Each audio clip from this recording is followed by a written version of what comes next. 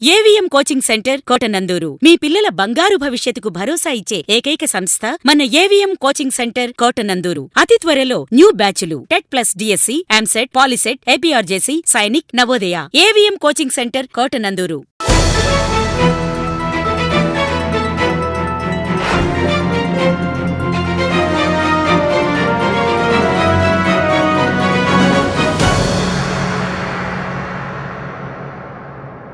ప్రజాస్వామ్య విలువలు కాపాడవలసిన బాధ్యత చట్టసభల మీద ఉందని తెలుగుదేశం పార్టీ పొలిట్ బ్యూరో సభ్యుడు మరియు శాసనమండలి సభ్యుడు యనమల రామకృష్ణుడు అన్నారు.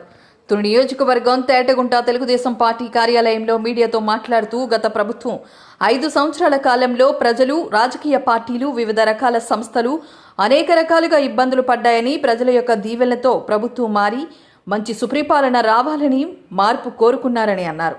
జగన్మోహన్ రెడ్డి విధ్వంసకరమైన పాలన చేశాడు కాబట్టే ప్రజలు వ్యతిరేక తీర్పు ఇచ్చారని, ప్రజాస్వామ్యంలో చట్టసభల్లో ప్రాముఖ్యంగా ఉండాయని, చట్టాలు చేసి ప్రజా అవసరాలకు అనుగుణంగా పాలన చెయ్యాలని అన్నారు.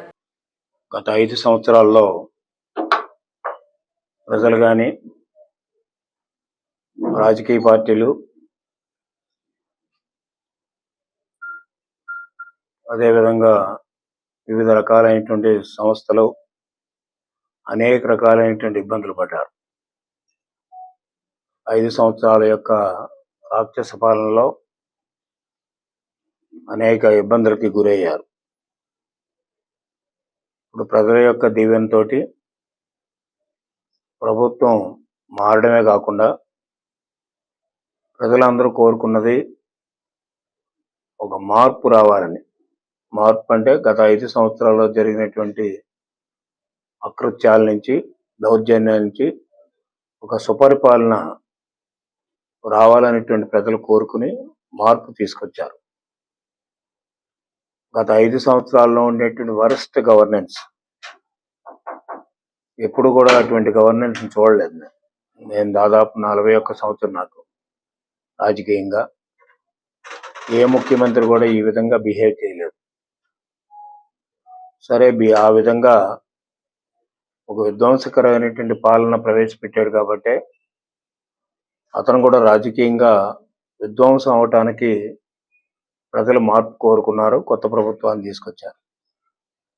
అన్నింటికంటే ముఖ్యం, ప్రజాస్వామ్యంలో చట్టసభలు అనేటువంటి చాలా ప్రాముఖ్యత ఉంటాయి.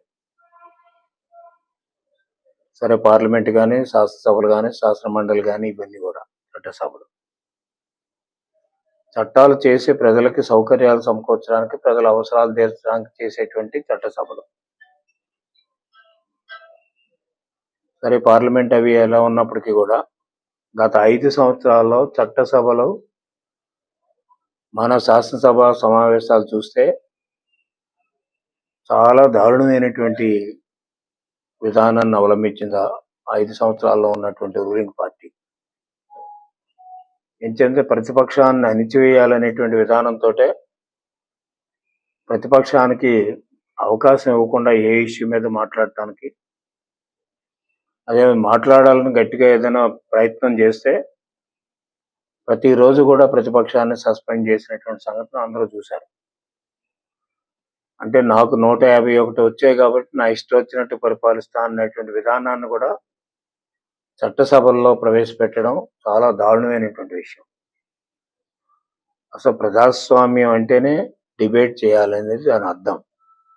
ఏ ఇష్యూ అయినప్పుడు కూడా ప్రజలకు సంబంధించినటువంటి ఒక మంచినీళ్ళ ఇష్యూ అయినా ఒకటి ఏదైనప్పుడు కూడా డిబేట్, ప్రజాస్వామ్య నిర్వచనం ఏంటంటే డిబేట్ చేయాలి. ఆ డిబేట్కి మూలం అయినటువంటి ప్రాంతం ఏదంటే చట్టసభలు. అటువంటి చట్టసభలకి కంప్లీట్గా ఇగ్నోర్ చేయడమే కాకుండా అవమానపరిచే విధంగా గత 5 సంవత్సరాల్లో జరిగింది. అందుకనే అతను ఇంత దారుణమైనటువంటి ఓటమిని కూడా చవి చూశాడు.